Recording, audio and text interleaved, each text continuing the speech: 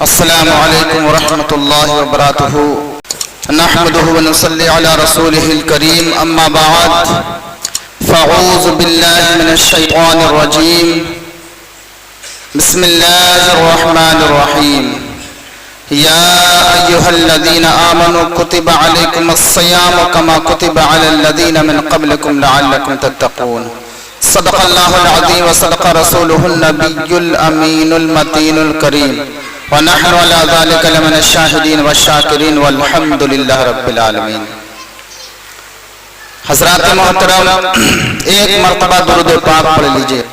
اللہم صلی علی سیدنا و نبینا و مولانا محمد وبارک وسلم صلو علیہ وسلم صلاۃ و سلام علیک یا رسول اللہ صلی اللہ تعالی علیہ وسلم۔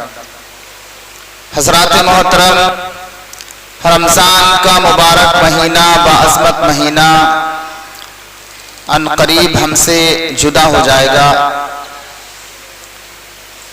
اور یہ چند دن اور بچے ہیں، اور بے حد تکلیف ہوتی ہے جب رمضان گزرتا ہے۔ تو یہ آخری عشرہ چل رہا ہے، اور یہ آخری عشرہ بہت ہی عظمت والا عشرہ ہے۔ اس مبارک عشرے میں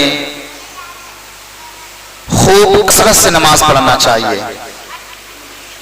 رب العالمین کی بارگاہ میں مغفرت کی دعا مانگنا چاہیے، اور ساتھ ہی ساتھ ہمارے عزیز و اقارب میں یا رشتہ داروں میں یا خاندان میں جو بھی انتقال کر چکے ہیں، بالخصوص مرحومین مرحومات کے لیے دعائیں مغفرت کرنا چاہیے، چونکہ آخری عشرہ جہنم سے آزادی کا ہے۔ اپنے لیے دعا کریے، اپنے والدین کے لیے، اور آپ کے عزیز و اقارب میں جو رخصت ہو چکے ان کے حق میں دعا خیر فرمائیے، کیونکہ اس آخری عشرے میں اللہ کے حبیب سرور کائنات صلی اللہ علیہ وسلم کثرت سے عبادت کیا کرتے تھے، اور اپنی لنگی کو کس لیا کرتے تھے۔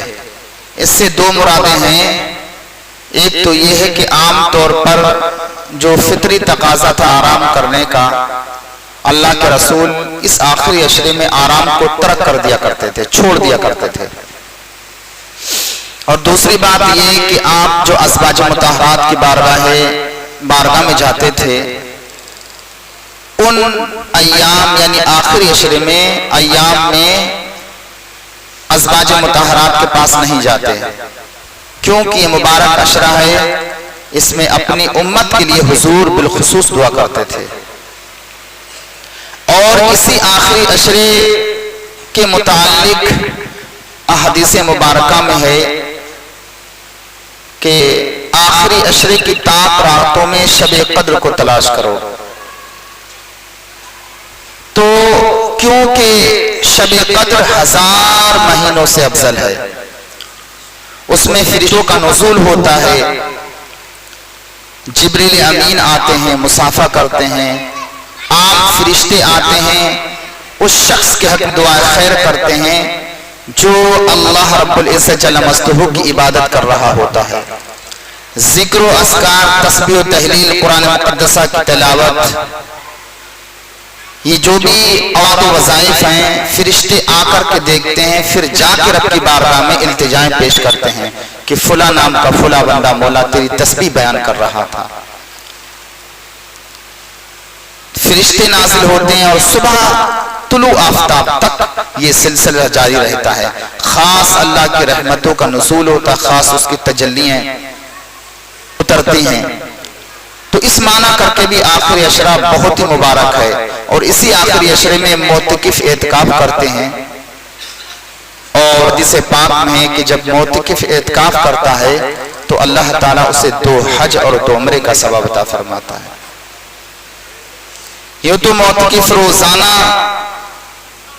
ایک حج کا ثواب اس کو دیا جاتا ہے، اور معتکف کا مطلب یہ ہے کہ معتکف اللہ رب العزت کے دربار میں آ کے پڑاؤ ڈال دیتے، اور یہ التجائیں کرتا ہے پروردگار عالم میں اپنا گھر چھوڑ کے آیا، بیوی بچوں کو چھوڑ کے آیا،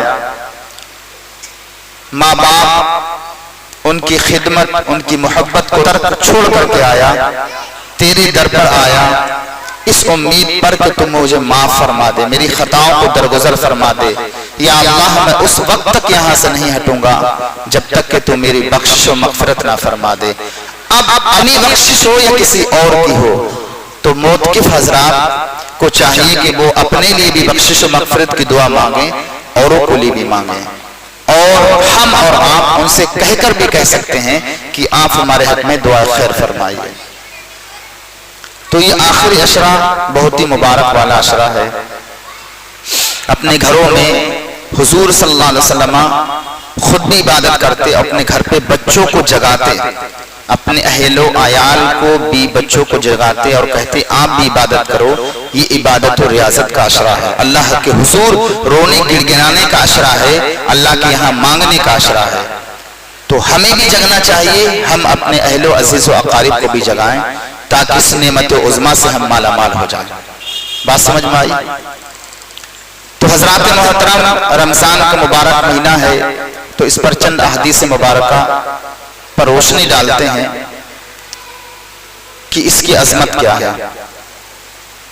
روزہ اور قرآن یہ دونوں اہم کردار ہیں رمضان کے مبارک عظمت مہینے میں، اور لوگ اس مبارک مہینے میں کثرت سے قرآن مقدسہ کی تلاوت کرتے ہیں۔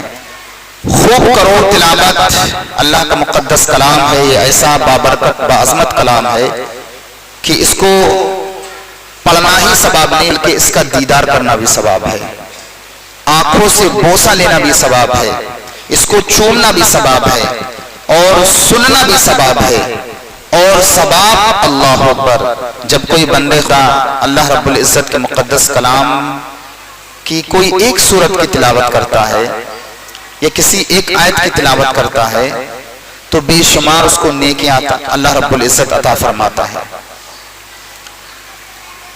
ایک حرف میں 10 نیکیاں ملتی ہیں، کوئی ایک پارہ پڑھتا ہے تو اللہ تعالیٰ بے شمار نیکیاں اسے عطا فرماتا ہے۔ روزہ بھی بے شمار برکتیں لے کر کے آتا ہے، انسان کے قلب کو پاک کر دیتا ہے، دل کو پاک کر دیتا ہے، اس کے من کو ست کر کے رکھ دیتا ہے، اور اس کا اثر رمضان کے بعد بھی رہتا ہے۔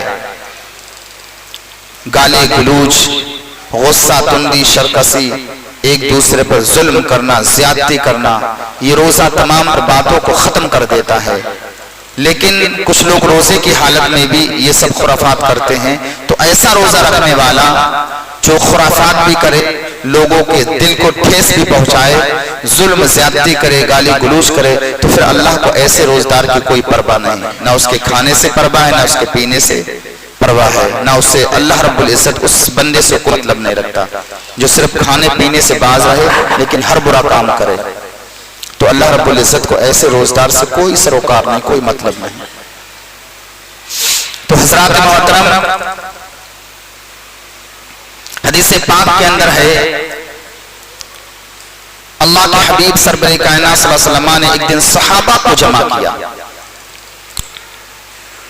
اور کہا کہ منبر نور کے پاس تشریف لاؤ۔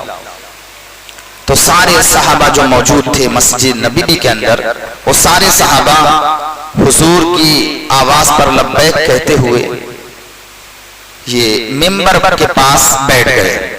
اب اللہ کے حبیب سرور کائنات صلی اللہ علیہ وسلم، منبر نور آج بھی اونچا ہے، وہ اونچا ہی منبر تھا، یہ چھوٹا تھوڑا نیچا ہے۔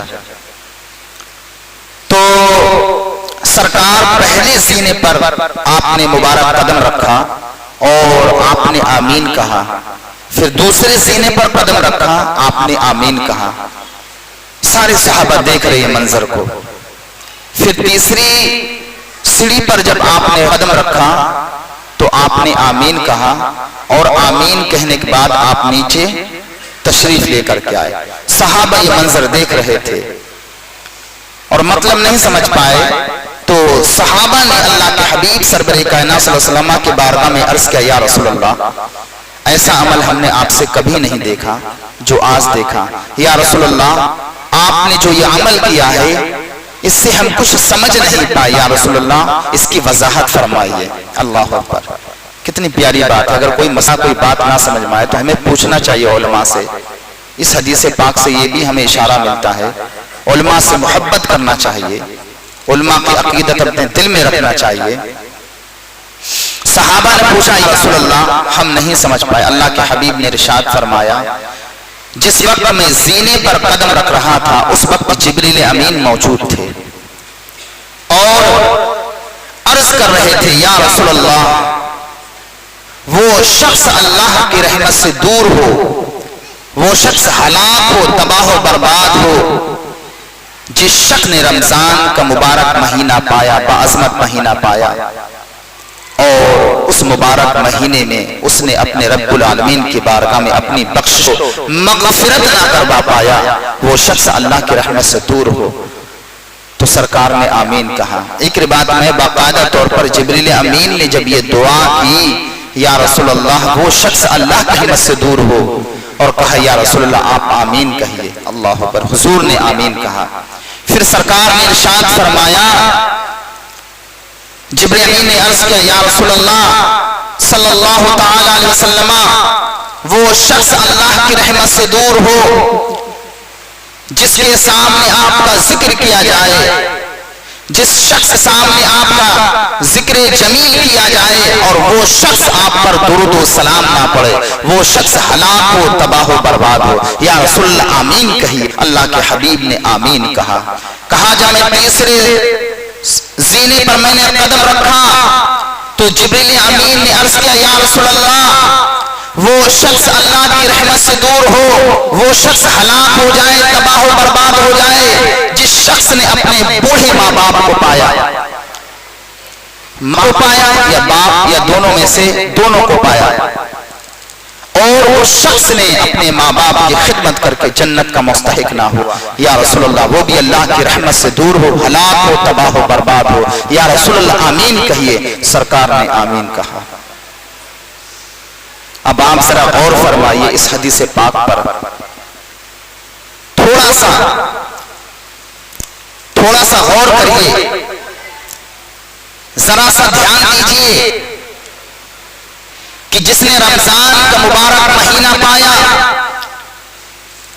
آج بھی لوگ رمضان کے مبارک مہینے میں بے باک کھاتے پیتے ہیں، روزہ نہیں رکھتے ہو، نوجوان ہو، اللہ نے صحت و تندرستی بھی عطا فرمائی ہے لیکن پھر بھی روزہ چھوڑتے ہیں، باقی سفر میں بیمار ہیں، ضعیف ہیں، ان کے لیے چھوٹ ہے، لیکن جن کو اللہ نے توانائی دی ہے وہ بھی روزہ چھوڑتے ہیں۔ روزہ چھوڑنے کے ساتھ ساتھ نمازوں سے بھی دور ہیں، اور اگر روزہ نماز کر بھی لیکن پھر بھی برائی میں مبتلا ہے، گناہوں میں مبتلا ہے، ایک دوسرے پر ظلم کرنے میں مبتلا ہے، ایک دوسرے کا حق چھیننے میں مبتلا ہے، تو انہیں خیر منانا چاہیے کہ جس نے باعظمت مہینہ پایا، اس لیے کہ مہینہ مباسات اور غمخوری کا ہے، یہ مبارک مہینہ ایک دوسرے کی مدد کا ہے، بھلائی کا ہے، اللہ رب العزت کے قرب کا مہینہ ہے۔ اس مبارک مہینے میں ہر خرافات برائی کو چھوڑ دینا چاہیے، لیکن اس شخص نے رمضان کا مبارک مہینہ پایا، کوئی ادب نہیں کیا، نہ ہی اس نے روزے رکھے، اور روزے رکھے بھی تو برائی میں مبتلا رہا یا نمازیں چھوڑتا رہا، تو اس کو خیر بنانا چاہیے، اس لیے کہ دعا کرنے والے کوئی اور فرشتہ نہیں بلکہ سید الملائکہ ہے، جو آدم سے لے کے عیسیٰ تک حضور تک فرشتہ وحی کا لانے والا فرشتہ حضور کی بارگاہ میں جتنے انبیاء علیہ السلام آئے، تمام فرشتوں میں سب سے عظمت مقام و مرتبہ اگر کسی کا ہے تو وہ جبریل امین ہے، وہ دعا فرما رہے ہیں، اور آمین کہنے والا بھی کوئی عام انسان نہیں بلکہ سید الملائکہ سید الانبیاء ہے، تمام نبیوں کے سردار ہیں، تو اس شخص کو خیر منانا چاہیے۔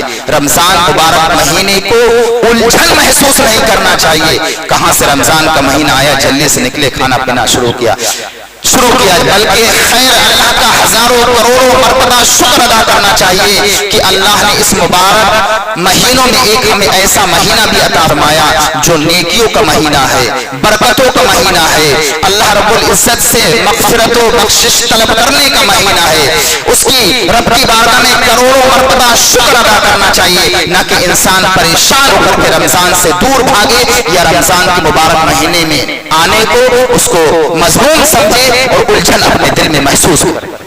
اس کو خیر منانا چاہیے۔ دوسری بات اللہ کے حبیب نے ارشاد فرمائی کہ جس کے سامنے میرا ذکر کیا جائے اور وہ مجھ پر دور باغ نہ پڑے، اس کو بھی خیر منانا چاہیے۔ نبی کا ذکر ہو درود نہ پڑھا جائے، اللہ اکبر، یہ تو اللہ بھی گوارا نہیں کرتا۔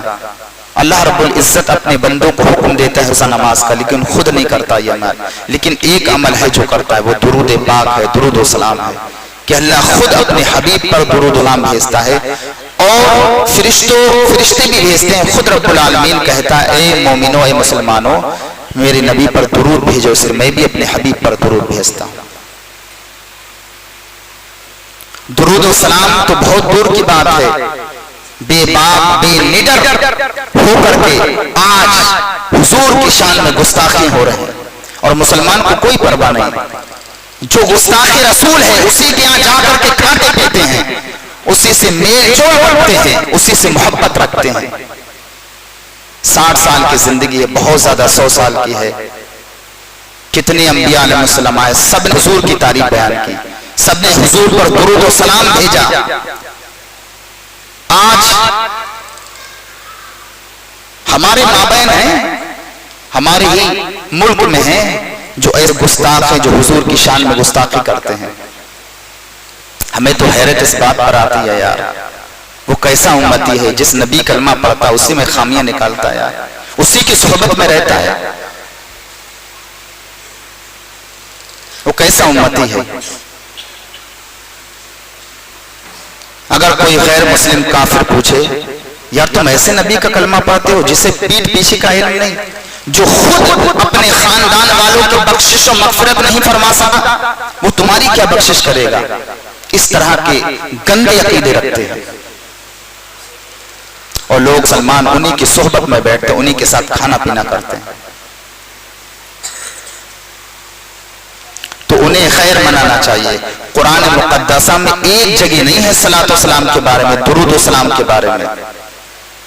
پھر کام بھی ہے حضور کا، ادب با ادب حضور کی بارگاہ میں صلاۃ و سلام پیش کرنا چاہیے۔ سامنے دیکھو قرآن پاک کی آیت مبارکہ لکھی ہے، کیا لکھا ہے؟ کوئی پڑھے گا؟ ان اللہ و ملائکتہ یصلون علی النبی یا ایھا الذین آمنوا صلوا علیہ وسلم تسلیما۔ کیا ہے؟ بے شک اللہ اس کے فرشتے درود بھیجتے ہیں۔ اس غیب بتانے والے نبی پر ایمان والو تم بھی درود بھیجو۔ یہ قرآن کی آیت ہے، کوئی حدیث تو ہے نہیں، اور بھی جگہ جگہ مقامات پر قرآن پاک میں ہے نبی پر درود و سلام بھیجنے کا، تو اسے خیر منانا چاہیے۔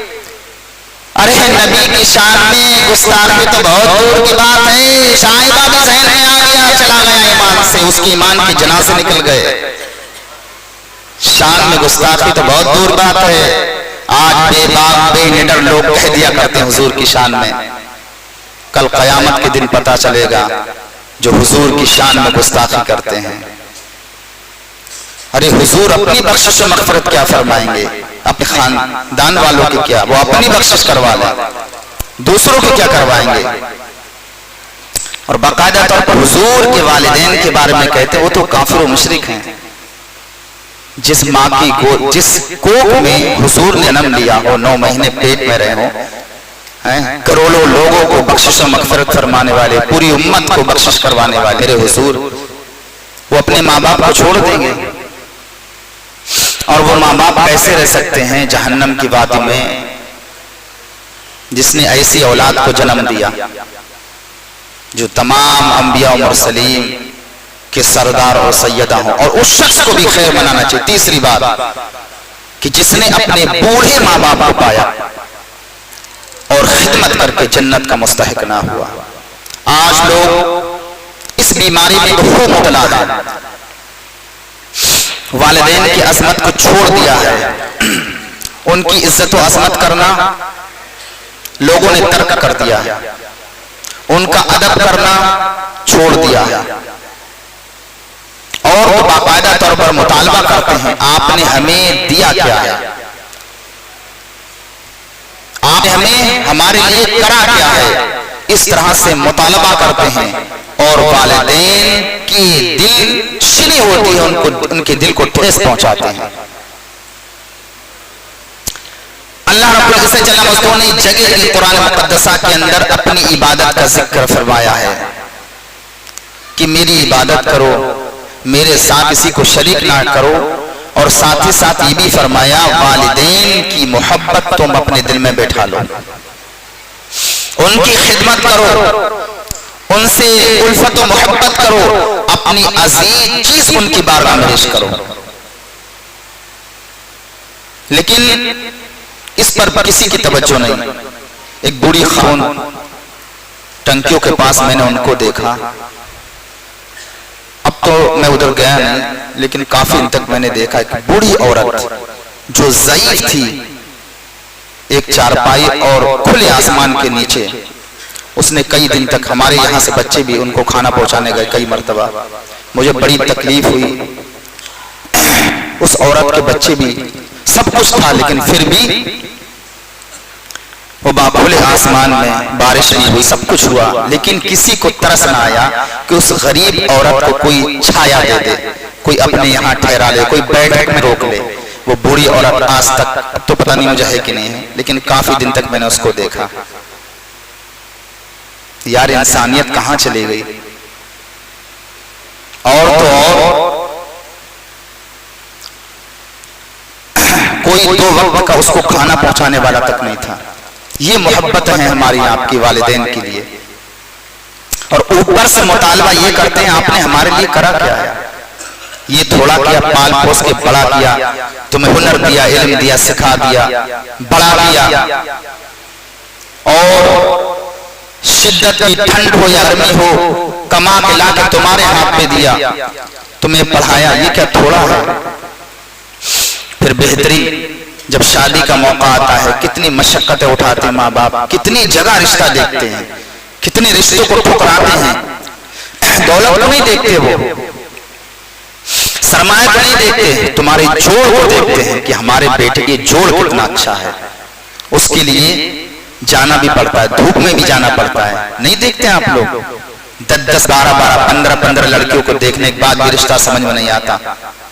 اگر تمہاری دولت سے ان کو پیار ہوتا تو کبھی بھی تمہارے ساتھ کوئی بھی لڑکی دیکھ لیتے، ارے وہاں 4 ویلر مل لی، یہ مل لیا، وہ مل لیا، رشتہ کر دیتے، لیکن نہیں، کتنی مشقتیں اٹھاتے ہیں، اور وہی عورت آ کے پورا معاملہ چوپٹ کر دیتی ہے، اور اسی کی شوہر بات مانتے ہیں، اور ماں باپ سے جھگڑا اور ان کی شان میں گستاخی کرنا شروع کر دیتے۔ تو دعا کرنے والے سید الملائکہ اور آمین کہنے والے سید انبیاء ہیں، ان اولاد کو خیر منانا چاہیے، یہ دعا رد نہیں ہوگی۔ کل قیامت کے دن جو اپنے ماں باپ کو تکلیف پہنچاتے ہیں وہ دنیا میں بھی ذلت اور رسوائی کا دامن اٹھائیں گے، کل قیامت کے دن تو اٹھائیں گے، اور ہو سکتا ہے قبر میں اللہ ان کا رخ قبلہ سے پھیر دے، یہ کوئی بڑی بات نہیں، شدید ترین عذاب تو ان کے لیے ہے۔ درود پاک پڑھیے، اللہم صلی علی سیدنا و نبینا و مولانا محمد و بارک وسلم، صلی اللہ علیہ وسلم، صلاۃ و سلام علیک یا رسول اللہ صلی اللہ تعالی علیہ وسلم۔ حدیث پاک کے اندر ہے ایک شخص گنہگار تھا، سیاہکار تھا، خطاکار تھا، لیکن رمضان کے مبارک مہینے کے ادب کیا کرتا تھا۔ جب رمضان کا مہینہ آتا کثرت سے عبادت کرتا، روزے رکھتا، نمازیں پڑھتا، سارے کام چھوڑ دیتا، لوگ اس سے مطالبہ کرتے، اے بندے خدا تو اس مبارک مہینے میں اتنا اہتمام کرتا، اچھے لباس پہنتا، نماز کی پابندی کرتا ہے، اور مہینوں میں اتنا اہتمام نہیں کرتا ہے، تو وہ شخص جواب دیتا اس امید پر کہ مہینہ مبارک مہینہ ہے، عظمت کا مہینہ ہے، بخشش و مغفرت کا مہینہ، میں اس امید پر عبادت کرتا ہوں کہ اللہ تعالیٰ میری بخشش و مغفرت فرما دے۔ سلسلہ کافی دن تک جاری رہا، کہتے ہیں جب اس کا انتقال ہوا تو کسی شخص نے اس کو عالم الغیب دیکھا، پوچھا تیرے ساتھ اللہ نے کیا معاملہ کیا؟ تو وہ شخص کہتا ہے کہ اللہ نے میرے تمام تو گناہوں کو معاف فرما دیا روزے کی عظمت کی وجہ سے۔ تو ہمارے اور آپ کے مابین یہ جو مبارک مہینہ ہے بہت ہی عظمتوں کا حامل ہے، اس میں کثرت سے عبادت کرو، اللہ کے حضور رو گڑ گڑاؤ مانگو، چونکہ اللہ رب العزت بھر بھر کے اس مہینے میں عطا فرماتا ہے۔ اور رمضان کے مبارک مہینے میں ایک وقت تو بہت ہی مقبولیت کا ہے، وہ ہے افطار سے 7-8 منٹ پہلے کا۔ اس وقت جب دعا کی جاتی ہے تو اللہ تعالیٰ دعا کو رد نہیں فرماتا ہے، وہ جا کے باب الاجابات سے ٹکراتے ہیں، آسمان کے دروازے کھول دیے جاتے ہیں اور اللہ رب العزت خود ارشاد فرماتا، مجھے اپنی عزت و جلال کی قسم اس کی دعا کو میں ضرور قبول فرماؤں گا۔ اور ہر دن افطار کے وقت اللہ تعالیٰ 10 لاکھ گناہگاروں کو جہنم سے آزاد فرماتا ہے۔ اور جب جمعے کی رات آتی ہے، یعنی جو ابھی جمعرات کا دن گزارنے کا جو رات آئی ہے، اس میں مہینے بھر میں جتنے بھی آزاد کیے تو اللہ رب العزت جل مجدہ جمعے کی رات میں برابر کر کے مہینے بھر میں جتنے آزاد کیے اس کا برابر کر کے اللہ تعالیٰ اس مبارک رات میں آزاد کر دیتا ہے۔ اور حدیث پاک کے اندر ہے روزے کا ادب تو کرنا چاہیے، مسلمان کی تو بخشش یقیناً ہوگی، لیکن جو ادب کرتے ہیں اللہ تعالیٰ کافروں مشرکوں کو بھی نہیں چھوڑتا ہے۔ سورہ بقرہ کا واقعہ ہے کہ ایک مجوسی جو آگ کا پوجا کرنے والا، آگ کو اپنا معبود سمجھنے والا، اللہ اکبر، سینکڑوں سال اس نے آگ کی پوجا کری، اس کے پلے کوئی عبادت، کوئی ریاضت، کوئی روزہ، کوئی ذکر و اذکار نہیں۔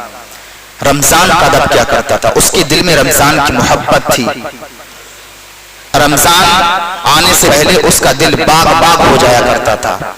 مجوسی تھا، ادب کرتا تھا، لوگوں کے سامنے روزے کا ادب کرتے ہوئے بیڑی سگریٹ اس زمانے میں جو بھی تھا اس کو ترک کر رکھا تھا اس نے۔ تو ایک دن اپنے بیٹے کے ساتھ بازار میں گیا تو بیٹے نے باپ کی نظر نہ پڑی، اس نے اچانک کوئی چیز لی، خریدی اور وہیں لوگوں کے سامنے کھانے لگا۔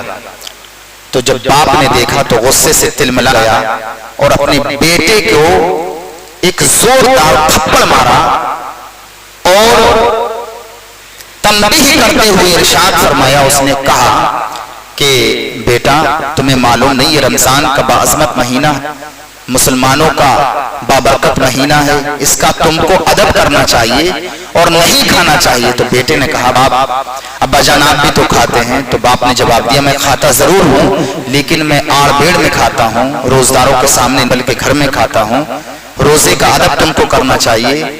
اس کا یہ ساری زندگی معمول رہا۔ اللہ اکبر، جب اس کا انتقال ہوا تو کسی اللہ کے مقدس ولی نے اس کو عالم خام میں دیکھا تو کیا دیکھتے ہیں کہ جنت کے باغ میں ٹہل رہا ہے، اس کے سر پر بہترین عمدہ تاج ہے، بہترین لباس ہے۔ اس اللہ کے مقدس ولی نے پوچھا آخر تیرا عمل کیا تھا؟ تو مجوسی تھا، تیرے پلے تو کوئی سجدہ نہیں تھا، نہ کوئی نماز تھی، نہ کوئی ذکر و اذکار تھا، نہ کوئی صدقہ و خیرات تھا، تجھے یہ مقام و مرتبہ کس سبب سے ملا؟ تو وہ شخص برجستہ جواب دیتا ہے روزے کی ادب کی جیسے، رمضان کے مبارک مہینے کی ادب کی وجہ سے جب بھی رمضان کا مبارک مہینہ آتا میں ادب کرتا، روزداروں کا ادب کرتا۔ جب میرا انتقال ہوا اس سے پہلے اللہ نے مجھے ایمان کی دولت سے نوازا، میں نے کلمہ طیبہ پڑھا اور اللہ نے مجھے اسلام کی موت عطا فرمائی۔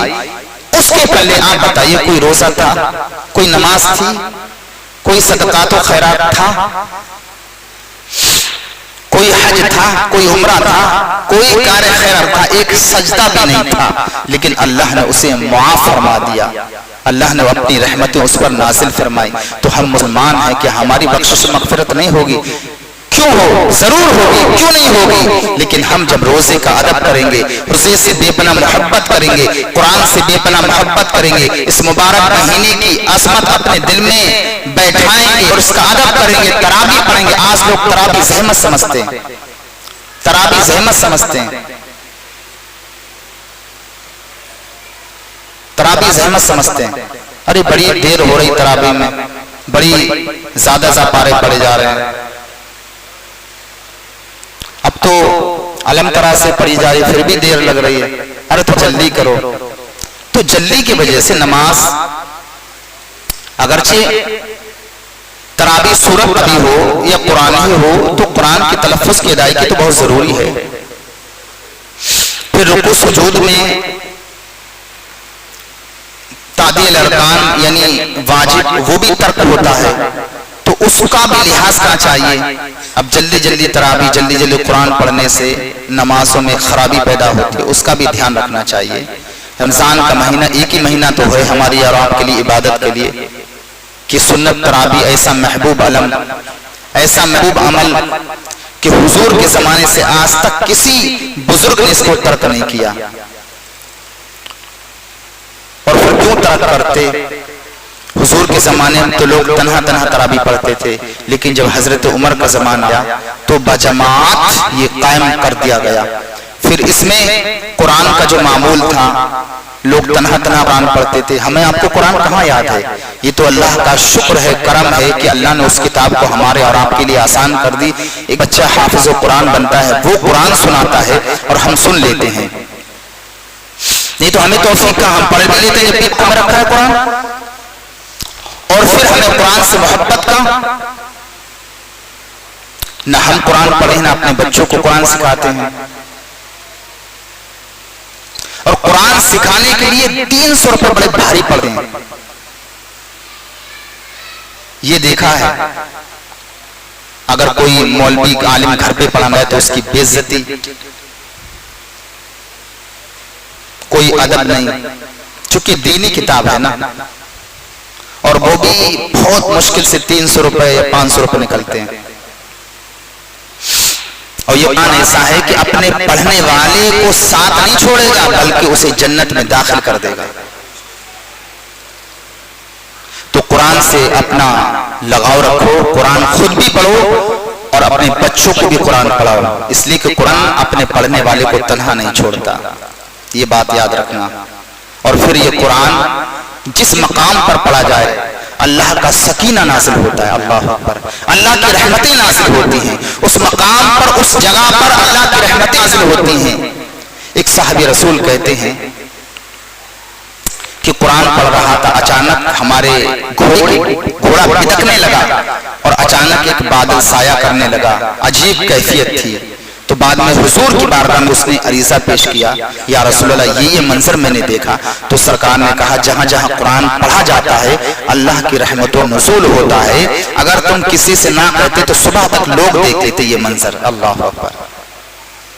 تو اللہ نے وہ مقدس کلام عطا فرمائے کہ جہاں جس جگہ جس وقت پڑھا جائے اللہ کی رحمتیں نازل ہوتی ہیں، اللہ کی برکتیں نازل ہوتی ہیں.